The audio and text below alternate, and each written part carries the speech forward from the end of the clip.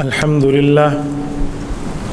لله نحمده ونستعينه ونستغفره ونعوذ بالله من شرور أنفسنا ومن سيئات أعمالنا من يهده الله فلا مضل له ومن يضلله فلا هادي له. قال الله تبارك وتعالى في كلامه المجيد والفرقان الحميد: أعوذ بالله من الشيطان الرجيم بسم الله الرحمن الرحيم وتزودوا فإن خير الزاد التقوى واتقون يا أولي الألباب. صدق الله العظيم وبلغنا رسوله النبي الأمي الكريم ونحن على ذلك لمن الشاهدين والشاكرين والحمد لله رب العالمین. معزز دوستو، آج 28 اپریل 2023 ہے اور جمعۃ المبارک شوال المکرم سن 1444 ہجری کا پہلا ہے. ماہ شوال کے حوالے سے میں عید الفطر کے اجتماع پہ آپ حضرات کی خدمت میں چند باتیں کر چکا ہوں.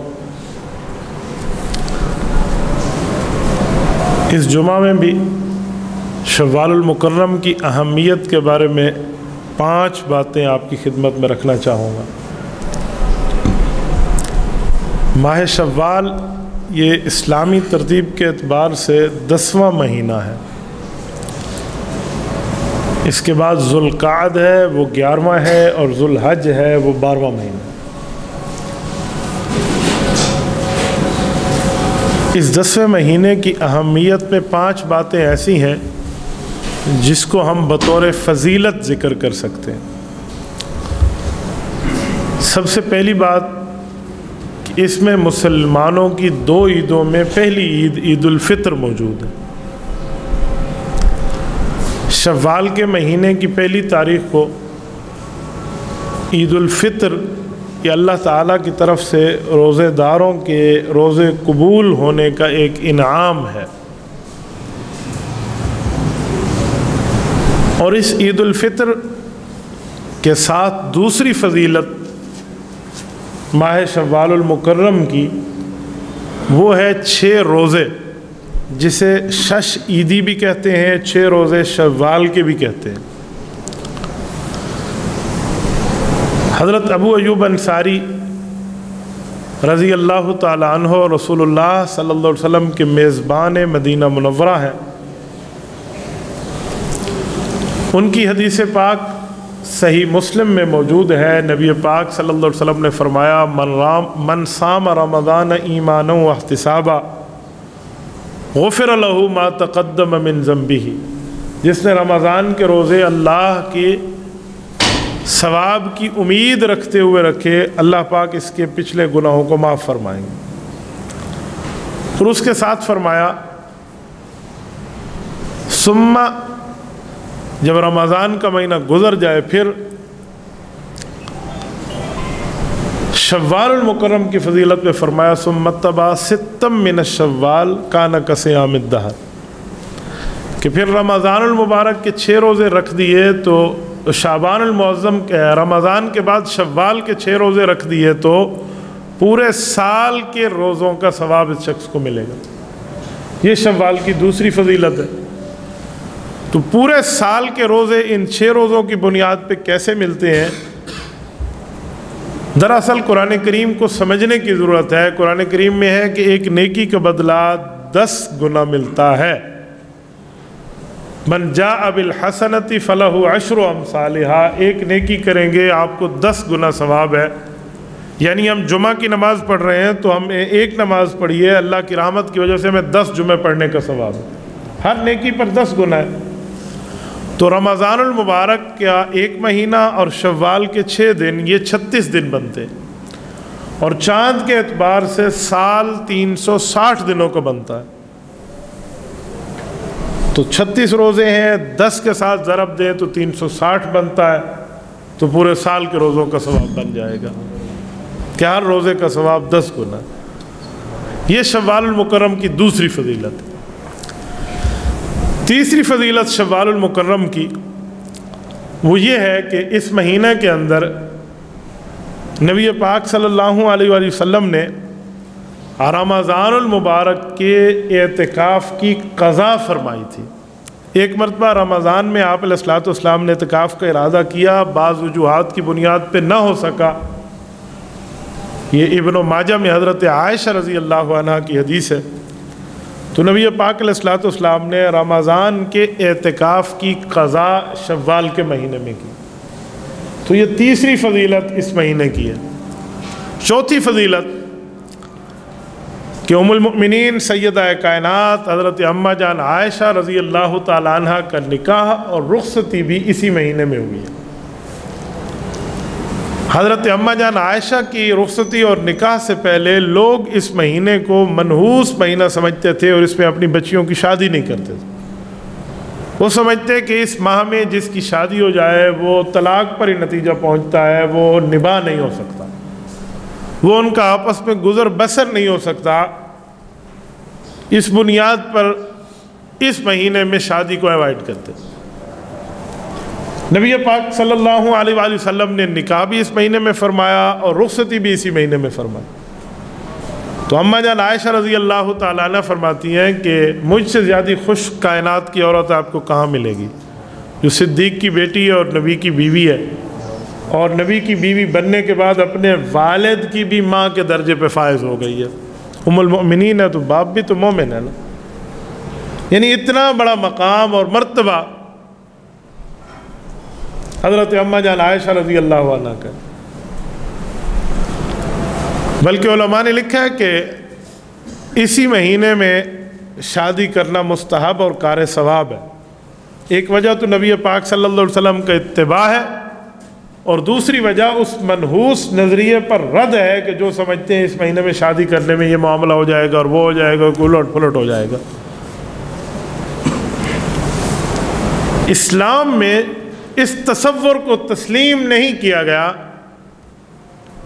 کہ فلاں دن میں نکاح ہو گیا، فلاں رات میں نکاح ہو گیا، فلاں مہینے میں نکاح ہو گیا، فلاں وقت میں نکاح ہو گیا تو طلاق ہو جائے گی۔ یہ نظریہ اسلامی نظریہ نہیں ہے، شریعت کا نظریہ یہ نہیں ہے۔ طلاق ہو بھی سکتی ہے، نہیں بھی ہو سکتی، وہ اپنے معاملات پر منحصر ہے، کسی مہینے اور کسی دن پر منحصر نہیں ہے۔ میں ایک جملہ کہنے لگا ہوں، ذرا توجہ سننا۔ بعض اوقات طلاق بہت نقصان دہ چیز ہوتی ہے اور بعض اوقات دونوں کے لیے فائدہ مند ثابت ہوتی ہے۔ ہم ہر وقت ایک ہی رسی سے دونوں کو باندھنا اور ایک ہی لاٹھی سے دونوں کو ہانکنا شروع کر دیتے ہیں، ایسا نہیں ہے۔ طلاق بعض اوقات نقصان دہ ہے لیکن کبھی فائدہ مند بھی ہے۔ آپ کہیں گے نقصان دہ تو ہمیں سمجھ آتا ہے، کوئی فائدہ طلاق کا سمجھا دیں۔ ایک صحابی ہیں جن کا نام قرآن کریم میں 22ویں پارے کے دوسرے صفحے پہ موجود ہے، زید بن حارثہ رضی اللہ عنہ۔ قرآن نے اس کا نام لیا، فلما قضا زید،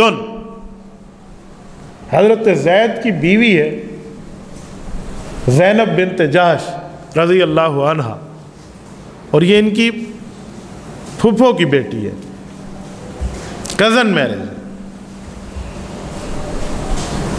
اور قرآن کریم میں ان کے طلاق کا واقعہ موجود ہے، اور عدت گزرنے کے بعد رسول اللہ کی یہ بیوی بنتی ہے۔ اب بتائیں خاتون کے حق میں فائدہ ہوا یا نہ ہوا؟ بولیے۔ تو یہ کیوں ہر وقت کہا جاتا ہے کہ طلاق ہمیشہ نقصان دے؟ طلاق کے ماحول کو دیکھا جائے گا، طلاق کے ماحول کو پرکھا جائے گا کہ بھئی کس معاملے میں ہوا ہے، کن وجوہات پہ ہوا ہے۔ مجھے ایک بات بتائیں، دو بندے آپس میں ہمیشہ لڑتے رہیں، اللہ کی حدود پامال ہوتی جا رہی ہو، اور انہیں کہ نا بابا آپ نے طلاق نہیں دینی، اللہ کا عرش ہل جائے گا۔ جو لڑائی کر رہے ہیں، روزانہ فساد چل رہا ہے، ایک دوسرے میں مار کٹائی چل رہی ہے، اللہ کے حدود کو پامال کیا جا رہا ہے، تو اس میں کوئی اللہ کا عرش نہیں ہلتا۔ ہاں بغیر کسی وجہ کے ظلم کرتے ہوئے طلاق نہیں دینی چاہیے، جرم ہے، غلط ہے، لیکن اگر کوئی وجہ ہے، کوئی بیس ہے، اس میں کوئی اسلامی نظریہ متاثر ہو رہا ہے، تو طلاق میں دونوں کو فائدہ ہو جائے گا کہ اس گناہ سے اور اس لڑائی اور فساد سے بچ جائیں گے۔ ہمارے یہاں یہ سمجھا جاتا ہے کہ بچے ہیں اس لیے طلاق نہ ہو، لیکن مجھے بتائیں کوئی ایسی خناسیت بیوی کے یا خاوند کے دماغ میں موجود ہو جس کی وجہ سے بچے ہونے کے باوجود بھی اللہ کے حکم کو پامال کیا جا رہے ہوں، تو ہم صرف ایک بچوں کی وجہ سے اس گناہوں کو برداشت کر لیں گے؟ ایسا نہیں ہے، یا بعض اوقات کوئی اور وجہ ہوتی ہے۔ ان دونوں کے طلاق ہونے کے بعد دونوں کا اپنی اپنی جگہ رشتہ ہو جائے اور پہلے رشتے سے زیادہ بہتر ہو جائے، یہ بھی ہو سکتا ہے۔ ہم نے کئی ایسے معاملات دیکھے بھی اور کیسے سنے بھی ہیں، کبھی اس کے الٹ بھی ہے، کبھی اس کے حق میں بھی ہے، تو اسی لیے اس کو غلط نہیں سمجھنا چاہیے، ہر صورت اور ٹھیک نہیں سمجھنا چاہیے، ہر صورت، کچھ صورتیں ٹھیک ہیں، کچھ صورتیں غلط بھی ہو سکتی ہیں۔ تو شوال کے مہینے میں لوگ یہ سمجھتے تھے کہ اس میں طلاق ہو جاتی ہے، تو طلاق کا کوئی نظریہ اسلام میں ہوتا تو اماں جان عائشہ رضی اللہ عنہا کا کوئی معاملہ ہوتا۔ اماں عائشہ کا نکاح جو اللہ تعالیٰ نے آسمانوں پہ حضور پاک علیہ الصلوۃ والسلام سے کیا ہے، آپ کی اور میری پرنٹ تصویر حرام ہے، کیونکہ پرنٹ تصویر کو دنیا کے ہر مفتی نے حرام کہا ہے۔ جو پرنٹ ہے نا، چھپی ہوئی، اس کو کوئی حلال نہیں کہتا، یہ حرام ہے، ناجائز ہے۔ کیمراز کی جو ڈیجیٹل پکچر ہے، اس بارے میں علماء کا اختلاف ہے، کچھ کہتے ہیں تصویر کے حق میں ہے، کچھ کہتے ہیں ہم اس کو دینی ضرورت کی وجہ سے استعمال کرتے ہیں، لیکن پرنٹ تصویر تو نہیں ہونی چاہیے نا۔ لیکن اماں جان عائشہ وہ ہے جس کی پرنٹڈ پکچر، چھپی ہوئی تصویر جبرائیل امین عارش سے فرش پر حضور کو دکھانے لائے تھے کہ یہ آپ کی دنیا اور آخرت میں بیوی کہلائے گی، اور اس بیوی کا نکاح شوال میں ہوا ہے۔ مجھے بتائیں اگر شوال کا نکاح جیسے لوگ سمجھتے تھے غلط ہوتا ہے تو اماں جان عائشہ کی خوشیاں نعوذ باللہ ختم ہو جاتی نا۔ یہاں تو کوئی خوشیاں ختم نہیں ہوتی، یہاں تو اس جیسا پیار ہے کہ آج تک جب نکاح پڑھا جاتا ہے نا، خطبہ نکاح میں مختلف دعائیں دی جاتی ہیں، ان میں ایک دعا یہ بھی ہے کہ اللہ آپ کی اس بچی اور بچے کو ایسی خوش قسمت زندگی دے جیسے عائشہ صدیقہ اور رسول اللہ کو ملی ہے صلی اللہ علیہ وسلم۔ تو شوال کی یہ چوتھی فضیلت ہے کہ اس میں اماں جان عائشہ رضی اللہ تعالیٰ عنہ کا نکاح بھی ہوا ہے، رخصتی بھی ہوئی ہے۔ تو اس لیے کسی اسلامی مہینے کو یا کسی دن کو یا کسی وقت کو یا کسی لمحے کو نکاح کے متعلق منحوس اور برا سمجھنا خود منحوس خیال ہے، خود برا خیال۔ پانچویں فضیلت، اس مہینے کی پانچویں فضیلت ہے کہ یہ اشہر الحرم ہے۔ اشہر الحرم کا کیا معنی؟ اشہر الحج، اشہر الحرم اور ہے، یہ اشہر الحج ہے، یعنی حج کے مہینوں میں ایک مہینہ ہے۔ سورۃ بقرہ آیت نمبر 197 ہے نا، الحج اشہر معلومات فمن فرض فیہن الحج فلا رفث ولا فسوق ولا جدال فی الحج وما تفعلوا من خیر یعلمہ اللہ وتزودوا فإن خیر الزاد التقوی واتقون یا اولی الالباب۔ یہ آیت قرآن کریم کی اس مہینے کی شان میں اتری ہے۔ حضرت عبداللہ ابن عباس رضی اللہ تعالیٰ عنہما کی مرفوع روایت تفسیر ابن کثیر میں موجود ہے، امام ابن کثیر رحمۃ اللہ علیہ فرماتے کہ حضرت عبداللہ ابن عمر رضی اللہ تعالیٰ عنہما نے، اور اس کو امام بخاری رحمۃ اللہ علیہ نے صیغہ جزم کے ساتھ معلق روایت ذکر فرمائی، اس طرح کہ نبی پاک صلی اللہ علیہ وسلم کی بات کو انہوں نے اپنے الفاظ میں یوں نقل فرمایا کہ جو قرآن کہتا ہے الحج اشہر معلومات، کہ جو حج کے مہینے ہیں وہ پہچانے ہوئے ہیں، فرمایا وہ شوال ہے، ذوالقعدہ ہے اور ذوالحجہ کے پہلے دن ہے، یہ حج کے مہینے۔ تو یہ پانچویں فضیلت ماہ شوال کی ہے، جس مہینے کو ہم عید والا مہینہ سمجھتے ہیں۔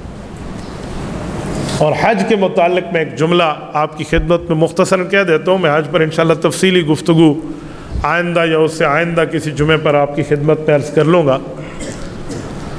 مسلمانوں، اگر حج فرض ہے نا تو زندگی میں ایک مرتبہ حج کرنا آپ پہ لازم ہے، اگر آپ کے حالات حج فرض کے درجے میں لے جاتے۔